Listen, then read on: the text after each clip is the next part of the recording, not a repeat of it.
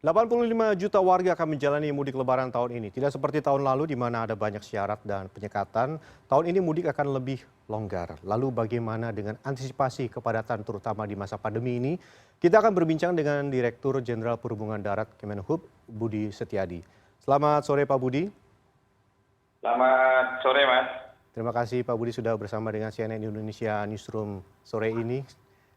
Ya Pak Budi, langsung saja, tahun ini kan sudah bisa mudik, ini sudah banyak yang menyambut gembira. Dan diprediksi hampir ada sekitar 85 juta warga akan mudik dan lebih dari 40 juta akan mudik dengan kendaraan pribadi. Nah ini apa saja nih yang sudah dilakukan untuk mencegah kepadatan saat mudik, terutama 2 minggu menjelang lebaran ini? Ya, baik, terima kasih. Jadi beberapa minggu yang lalu kita sudah bersama-sama dengan beberapa kementerian pemangku kepentingan untuk yang menangani terkait masalah kelancaran, kemudian keselamatan juga keamanan mudik selama 2022. Dan sampai dengan sekarang pun kita masih merumuskan supaya nanti apa yang mau kita lakukan itu kita yakinkan. Dan kemarin kita sudah melakukan semacam simulasi dengan Korlantas Polri. Dan besok juga kami akan bersama Pak Menteri Perhubungan, bersama juga dengan Korlantas Polri, ingin memastikan bersama dengan Jasa Marga terutama, yang kita perhatikan memang ada beberapa jalur yang perlu penanganan khusus, terutama adalah Jakarta dengan Cikampek, kemudian Jakarta sampai dengan Merak, juga beberapa jalan nasional. Namun perhatian kita yang paling utama adalah Jakarta sampai dengan Cikampek karena memang pergerakan para pemudik itu paling banyak dari Jabodetabek. Dan beberapa skema sudah kita siapkan, diantaranya adalah menyangkut masalah kesiapan kita untuk kontraflow, biasa kita kerjakan pada saat di akhir pekan juga kontraflow kita jalankan. Namun skema sampai dengan yang nanti akan menurut kita paling akan kita gunakan atau kemudian akan banyak menguras kendaraan-kendaraan dari bangkitan-bangkitan transportasi saat mudik, terutama Jabodetabek, adalah dengan one way. Nah, one way ini yang sangat potensi kita lakukan. Namun demikian besok kita akan melakukan simulasi dengan Korlantas Polri, terutama one way yang akan kita selenggarakan di jalan tol dari Jakarta Cikampek, kemudian sampai dengan ke kilometer 414 di Kalikangkung Semarang. Dan dampak dari nanti one way ini sebetulnya yang sedang kita cermati juga adalah potensi peningkatan volume kendaraan di jalan nasional. Dan secara kebetulan dengan menggunakan sepeda motor kalau dari hasil survei kan cukup banyak. Jadi paling banyak yang nanti pemudik menggunakan kendaraan pribadi, nomor 2 sepeda motor. Jadi untuk itu kita juga ingin melakukan harmoni antara pemudik yang di jalan nasional yang potensi sepeda motor banyak, dan bersamaan juga kita akan melakukan pengalian arus untuk kendaraan truk yang sumbu 3 ke atas, termasuk juga adalah kereta gandengan yang tempelan juga kita akan lakukan. Namun untuk komoditas-komoditas logistik tertentu, ini masih kita diperbolehkan menggunakan jalan tol. Jadi pada prinsipnya sampai dengan sekarang, sampai dengan besok kita akan melakukan semacam simulasi dengan Pak Menteri Perhubungan, dengan pihak dari PUPR, Jasa Marga, dan juga Korlantas Polri. Apakah skema yang sudah kita rumuskan, besok kita uji coba itu bisa menjadi salah satu penentu terhadap kita akan bisa mencairkan menyangkut masalah mudik di 2022 ini. Demikian, Mas. Baik, Pak Budi tadi Anda menyebut sedang mencoba skema kontraflow. Nah di tahun-tahun sebelumnya biasanya ini setelah ada kontraflow, kendaraan dari arah Jawa menuju Jakarta, menuju ibu kota biasanya agak sedikit tersendat begitu ya Pak Budi ya. Dan biasanya ada penumpukan penumpang karena bus juga tidak bisa kembali tertahan. Nah ini antisipasinya gimana nih Pak? Ya termasuk menyangkut masalah kontraflow kan kita butuh satu petugas yang sudah terbiasa. Dan kemarin sudah kita lakukan semacam evaluasi, memang biasanya pada saat awal akan melakukan kontraflow atau saat akhirnya, itu kendaraan yang masuk ke jalur kontraflow, itu agak mungkin kurang begitu enak masuknya atau kurang begitu enak juga keluarnya. Jadi nanti berikutnya, kita akan melakukan perataan terkait jalan akses masuknya, termasuk juga yang keluarnya, sehingga nanti saat mobil masuk ke jalur kontraflow, itu tidak menjadi meminimalisir terkait perlambatan kendaraan yang searah dengan jalur yang kontraflow itu. Jadi betul yang disampaikan tadi, namun demikian ini sudah menjadi pengamatan kita dan besok kita akan melakukan semacam simulasi dan kita akan tunjuk khusus tugas dan juga peralatan pendukung di tempat-tempat kilometer berapa yang nanti akan kita lakukan kontraflow. Jadi petugasnya khusus, termasuk peralatannya juga kita harapkan sudah standby di lokasi yang tidak terlampau jauh dari pintu masuk kontraflow atau kemudian yang jalur keluarnya. Demikian. Baik, Pak Budi. Nah, ini kan saat ini penyekatannya lebih minim. Lalu bagaimana ini dengan pencegahan COVID-19? Ini kan ada warga yang memang boleh untuk mudik dengan vaksin lengkap sampai dengan booster. Nah, ini sampai dengan Rabu mungkin baru ada sekitar 11% lebih yang menerima vaksin booster. Ini bagaimana mekanisme nanti pengaturannya, nanti siapa yang boleh lewat atau nanti bagaimana yang belum booster nanti akan harus antigen atau menjalani booster. Ini bagaimana mekanismenya, Pak? Ya, baik, Mas Beni, ini juga menjadi dan kita, terutama oleh pemerintah, terutama kami yang sudah menerbitkan juga surat edaran bagaimana SS Satgas. Jadi persyaratan untuk protokol kesehatan memang menjadi faktor utama. Target kami di dalam angkutan mudik 2022 ini, yang pertama memang menyangkut masalah keselamatan dari masyarakat yang terpapar COVID-19 harus kita minimalisir betul. Dan ini memang butuh kerjasama, baik antara pemerintah maupun kemudian oleh masyarakat juga. Jadi artinya kita harapkan masyarakat juga ikut bertanggung jawab. Kalau akan melakukan perjalanan, harapan kita sudah memenuhi persyaratan sebagaimana surat edaran yang sudah disiapkan oleh Satgas maupun oleh Perhubungan Darat yang sampaikan tadi dengan booster. Dan kemudian kalau misalnya mungkin dijumpai di lapangan, memang di tahun 2022 ini kita akan menyiapkan beberapa pos pelayanan, baik yang didirikan oleh Kementerian Perhubungan dengan kepolisian atau gabungan antara Polri, TNI dengan Perhubungan, atau kemudian nanti di beberapa jembatan timbang yang saat sekarang ini nanti akan kita jadikan sebagai rest area khusus untuk masyarakat. Kita harapkan semua kebutuhan masyarakat untuk kesehatan juga akan kita siapkan, untuk istirahat juga kita siapkan, dan juga kemudian kebutuhan-kebutuhan yang lain, termasuk juga kita siapkan dokter juga di sana. Sehingga nanti kita harapkan bahwa pelayanan menyangkut masalah vaksinasi atau booster itu, dari kepolisian dengan kita akan menyiapkan di beberapa simpul transportasi, dan ini tentunya kerjasama dengan Kementerian Kesehatan, dengan TNI maupun Polri. Jadi di beberapa pos pelayanan tadi akan kita siapkan vaksinasi bagi masyarakat yang mungkin barangkali membutuhkan, termasuk juga rapid test antigen dan sebagainya. Sekian, Mas.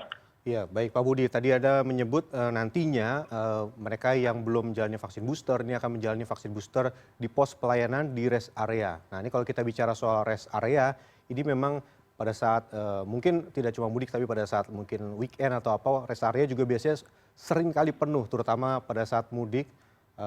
Biasanya bisa macet hingga beberapa kilometer. Nah, ini bagaimana nih mengatur penumpukan di rest area? Ya, baik, terima kasih. Kemarin hari yang lalu saya sudah ketemu dengan asosiasi rest area di semua jalan tol, baik di Jawa maupun di Sumatera. Dan kita harapkan peran dari rest area, terutama sudah sekitar 3 tahun yang lalu, kita mendeklar dan kita menyempurnakan menyangkut masalah manajemen rest area. Dengan harapan bahwa untuk tahun 2022, beberapa aspek dari manajemen rest area itu sudah dilaksanakan dengan baik. Jadi artinya ada informasi yang didapatkan oleh para pengguna jalan tol, rest area ini masih kosong atau tidak. Dan kita sudah mengantisipasi juga, manakala ada para pengemudi yang karena kelelahan, kemudian berhenti di sekitar rest area, kita mulai meminta ada pihak, terutama Pak Menteri Perhubungan kemarin menyampaikan kepada saya, agar mulai mengkampanyekan bahwa sebetulnya rest area bagi masyarakat untuk bisa istirahat yang di sekitar jalan tol, tidak hanya di sekitar jalan tol saja, tapi sebetulnya pada exit-exit masuk ke perkotaan yang terdekat, itu masyarakat juga bisa istirahat. Karena antara jalan tol dengan perkotaan, terutama yang ke arah Cirebon, kemudian Brebes, Tegal, untuk yang jalur Pantura, itu kan juga tidak terlalu jauh. Jadi kita harapkan masyarakat tidak memaksakan diri. Kalau area di dalam jalan tol sudah terlampau penuh krodit, ya kita harapkan keluar sedikit ke arah perkotaan, nanti di sana sudah mendapatkan apa yang diharapkan, katakan mungkin istirahat, makan, minum, atau kemudian sholat, ibadah, dan sebagainya. Jadi prinsipnya kita sudah mengantisipasi dan kita sudah ketemu dengan semua manajemen rest area untuk kita harapkan ada peran serta dari pihak rest area, pengelola untuk bisa memperbaiki menyangkut masalah kinerjanya, dan kita juga akan mengkampanyekan kepada masyarakat untuk tidak ketergantungan dengan rest area yang ada di jalan tol, tapi juga kemudian memanfaatkan rest area yang berada di perkotaan. Demikian. Baik, Pak Budi, terima kasih atas informasi dan jawabannya. Kita akan terus berbincang mengenai antisipasi arus mudik tahun ini setelah jeda berikut. Sampai bertemu lagi.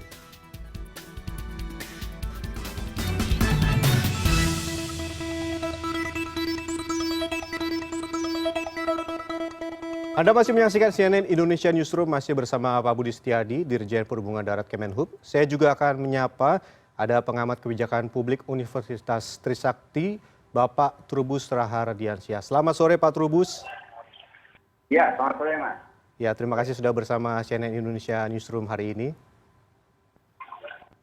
Ya, Ya, baik, tadi kita sudah berbincang dengan Pak Budi mengenai terkait dengan antisipasi banyaknya warga yang akan mudik di musim lebaran tahun ini. Ada sekitar lebih dari 40 juta warga yang akan mudik dengan kendaraan pribadi.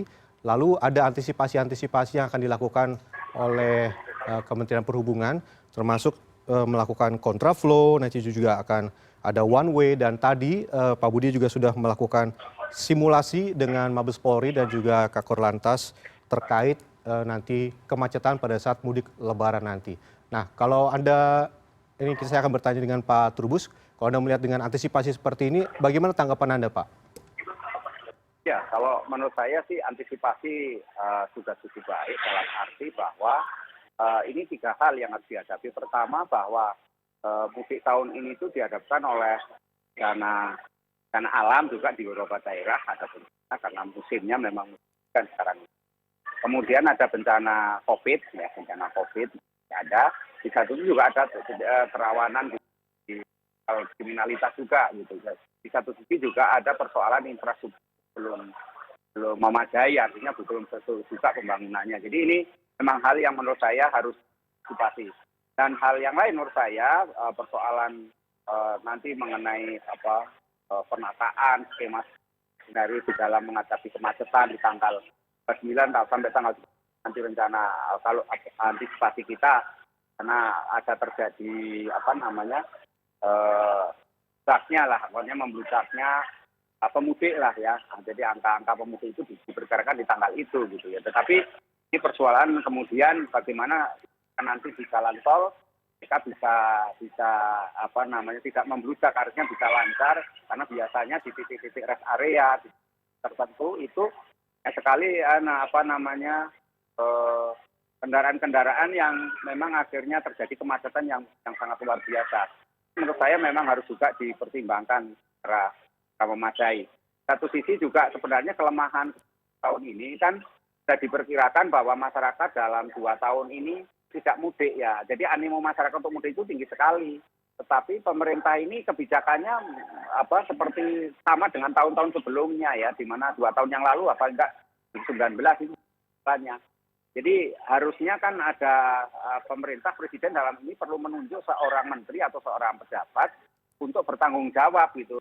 Siapa yang bertanggung jawab terhadap proses ini, karena kebetulan tahun ini memang berbeda dengan situasi atau situasinya memang masih dalam extraordinary gitu ya, di mana pandemi COVID masih ada. Jadi menurut saya memang harus ada koordinasi, kolaborasi antar kementerian dan daerah yang kementerian dan daerah juga yang harusnya lebih sinergis gitu loh Mas. Menurut saya itu Mas. Baik, menarik sekali Pak Trubus, tadi Anda menyebut tentang ada kementerian tersendiri, ada yang khusus menangani masalah mudik ini. Kita akan berbicara itu juga nanti, tapi saya akan bertanya sedikit tentang keamanan. Tadi Anda sempat menyebut mengenai keamanan saat mudik. Lalu apa nih yang membedakan dengan tahun-tahun sebelumnya menurut Anda? Iya, kalau menurut saya tahun ini karena masyarakat kita ini kan sudah 2 tahun pandemi COVID ya. Jadi daya beli masyarakat turun, kondisi konsumsi tangga juga atenkan. Ini juga banyaknya masyarakat kita yang terdampak COVID ini karena jadi pengangguran juga, tidak bekerja gitu ya, sulit mencari cara ekonomi. Dan ini ditengarai adanya kriminalitas yang tinggi Mas Renat. Hari-hari ini kan kita jumpai beberapa tingkat kriminalitas memang meningkat naik. Karena itu ini adalah tantangan daripada mudik tahun ini daripada perbedaannya dengan mudik di tahun sebelumnya gitu loh Mas. Jadi karena itu situasi ini memang harus diantisipasi dengan baik. Artinya ini tidak saja tugasnya Kementerian Perhubungan, tetapi juga aparat penegak hukum lainnya dalam hal ini kepolisian yang harus berhadapan dengan lingkungan yang memang dinamis masyarakatnya sekarang ini karena situasi pandemi COVID dan dampak dari pandemi COVID itu sendiri. Nah, di satu sisi memang dan kriminalitas ini juga di beberapa daerah diantisipasi karena sesungguhnya kemungkinan kepada pemudik sangat tinggi gitu loh, di mana kemudian karena kecemburuan sosial, rasa iri, rasa ingin sama dengan mereka pemudik, ingin memiliki harta benda yang dibawa pemudik. Nah, ini kan juga jadi tantangan di mana kemudian karena situasi sulit, bahkan mereka ya punya cara-cara yang menurut saya kemudian melanggar aturan atau melanggar hukum, yaitu dengan melakukan tindakan-tindakan kriminalitas. Saya itu, Mas. Baik, Pak Trubus, saya akan bertanya ke Pak Budi terkait masalah keamanan ini. Lalu Pak Budi, lalu apa yang menjadi antisipasi dari Kementerian Perhubungan terkait dengan tadi Pak Trubus bilang memang setelah pandemi memang mungkin kriminalitas mungkin bisa akan lebih meningkat. Lalu apa yang bisa dilakukan antisipasi terkait masalah ini, Pak Budi? Ya, baik. Mungkin kalau saya menanggapi terkait menyangkut masalah lalu lintas ya. Lalu lintas atau kemudian menyangkut masalah penanganan COVID juga. Jadi kita sudah mentargetkan ada tiga target utama dalam rangka penanganan mudik di 2022. Yang pertama adalah kita mengutamakan keselamatan masyarakat terhadap pencegahan COVID-19. Itu harus kita prioritaskan. Yang kedua adalah aspek keamanan atau keselamatan dalam arti menyangkut masalah kita meminimalisir terjadinya kecelakaan lalu lintas yang jadi karena meningkatnya penggunaan mobilitas oleh masyarakat. Yang target ketiga, tujuan ketiga kita adalah melancarkan dan membuat nyaman terhadap kondisi lalu lintas di semua transportasi, terutama untuk yang di jalan tol maupun di jalan nasional, termasuk sampai dengan ke jalan alternatif. Nah, tiga aspek ini, tiga tujuan ini harus kita laksanakan bersama-sama. Dan Kementerian Perhubungan sudah membuat regulasi, bahkan kita sudah koordinasi, dan nantinya di lapangan kita akan serahkan sepenuhnya menyangkut masalah penanganan. Dengan diskresi kepolisian tentunya kita akan mengedepankan aspek dari kepolisian dalam arti nanti petugas kepolisian akan berada di depan. Dan kita nanti akan memberikan bantuan pariwisata dari perhubungan darat, YouTube untuk membantu kepolisian selama di lapangan. Jadi tiga target utama ini harus kita jalankan bersama-sama dan yang paling prioritas adalah menyangkut masalah pencegahan COVID seperti disampaikan Pak Trubus tadi. Demikian, Pak. Baik, saya juga akan melanjutkan. Tadi ada yang disebutkan oleh Pak Trubus mengenai kemungkinan adanya mungkin pemangku lain untuk masalah mudik. Mengingat mudik tahun ini kan berbeda dengan tahun lalu, tahun sebelumnya. Bahkan ada yang menyebut mungkin ini akan kembali seperti sebelum pandemi, bahkan mungkin lebih banyak karena orang selama ini sudah ditahan untuk mudik. Nah, ini ada masalah-masalah baru yang mungkin akan muncul. Lalu apakah memang tidak ada bagian sendiri di luar dari Kementerian Perhubungan atau siapa yang bisa untuk mengatur masalah mudik Lebaran ini?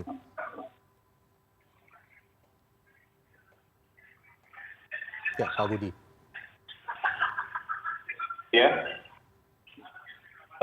Ya, seperti yang disampaikan Pak Trubus, memang kita sudah mengantisipasi dari awal, sehingga kita harapkan depan kita akan sudah mendeklar berapa skema yang akan kita lakukan dengan harapan masyarakat sudah akan memahami dan memaklumi dan menyiapkan diri.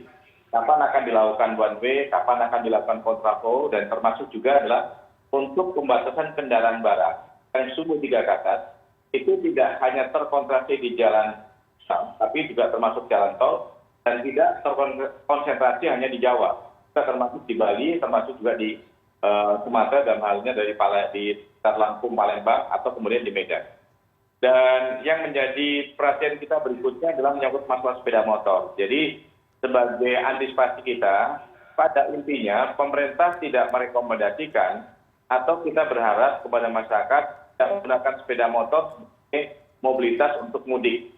Karena motor kan tidak kurang ramah terhadap kesehatan, kemudian juga mungkin potensi terhadap aspek gangguan keselamatan cukup tinggi. Dengan demikian, Kementerian Perhubungan, dan tadi saya juga baru ketemu dengan Kadisub DKI juga akan menyiapkan adanya mudik gratis tidak hanya untuk penumpang saja, tapi juga kita akan menyiapkan memfasilitasi untuk sepeda motor. Jadi sepeda motor dari Jakarta akan kita kirimkan ke daerah-daerah tujuan mudik, termasuk juga dengan kereta api juga demikian. Jadi artinya kita sudah merencanakan cukup banyak kegiatan yang kita lakukan. Nah, tinggal adalah kalau pemerintah sudah melakukan, tinggal sekarang harapannya adalah bagaimana peran serta masyarakat. Ini kan kalau kita sudah bicara tadi menyangkut masalah state responsibility, nah berikutnya adalah bagaimana public responsibility. Karena tanggung jawab menyangkut masalah penanganan COVID tidak hanya di pemerintah, dan saya kira masyarakat sudah banyak yang berpengalaman bagaimana menderitanya kalau terkena COVID-19. Nah, untuk itu kita sangat berharap dan meminta kepada masyarakat yang akan melakukan perjalanan untuk memenuhi standar-standar keselamatan pencegahan COVID-19, baik yang rutin dengan menggunakan masker, kemudian jaga jarak, atau yang lain. Itu adalah menyangkut masalah pemenuhan atau menyangkut masalah dosis yang ketiga itu untuk dipenuhi. Demikian. Baik, Pak Budi, saya akan mencoba bertanya dengan baik. Sepertinya kita mengalami gangguan teknis dengan Pak Trubus. Saya akan kembali bertanya kepada Pak Budi. Nah, Pak Budi, ini sangat concern sekali ya, ingin mengajak masyarakat untuk mudik bersama dengan bus daripada motor nih. Ini sosialisasinya gimana nih supaya masyarakat ini mau dan efektif. Lalu bagaimana juga dengan pasti juga mungkin ada masyarakat yang akhirnya